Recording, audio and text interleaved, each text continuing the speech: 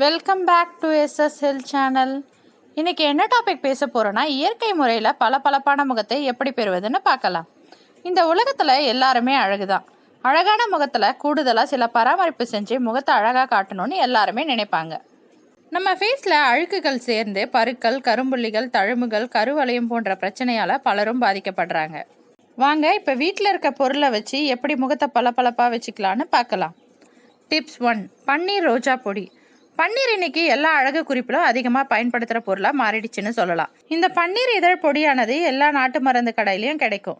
இந்த பன்னீர் ரோஜா பொடி 1 ஸ்பூன் எடுத்துக்கோங்க. இது கூட காய்ச்சாத பால், கற்றாழை சாறு, லெமன் சாறு சேர்த்து நல்லா மிக்ஸ் பண்ணிக்கலாம். இதை முகம் மற்றும் கழுத்து பகுதியில் அப்ளை பண்ணி மசாஜ் செய்யுங்க. அதுக்கப்புறம் மிதமான தண்ணியில் முகத்தை கழுவி துடைச்சிங்கன்னா முகம் பளிச்சுன்னு பிரகாசமாக மாறிடும். டிப்ஸ் 2. சந்தனப்பொடி. 1 ஸ்பூன் சந்தனப்பொடி கூட பால், பன்னீர், லெமன் சாறு சேர்த்து கலந்துக்கலாம். இந்த பேக்கை ஃபேஸில் அப்ளை பண்ணுங்கள். அதுக்கப்புறம் 20 மினிட்ஸ் கழித்து முகத்தை கழுவி பார்த்தீங்கன்னா முகத்துடைய பளபளப்பு கூடியிருக்கும். டிப்ஸ் 3. பாசிப்பயிறு. பாசிப்பயிறு சருமத்தை ஆரோக்கியமாக வச்சுக்க உதவுமா.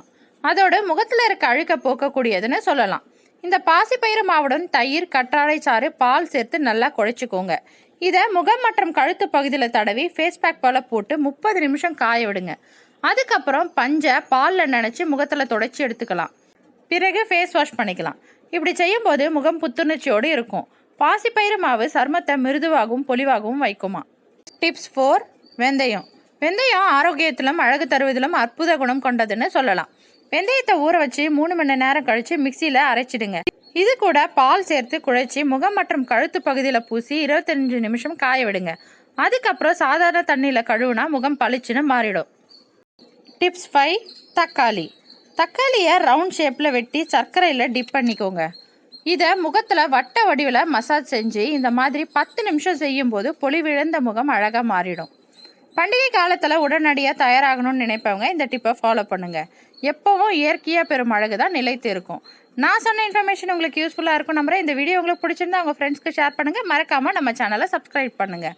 மீண்டும் ஒரு நல்ல குறிப்புடன் உங்களை சந்திக்கிறேன். நன்றி.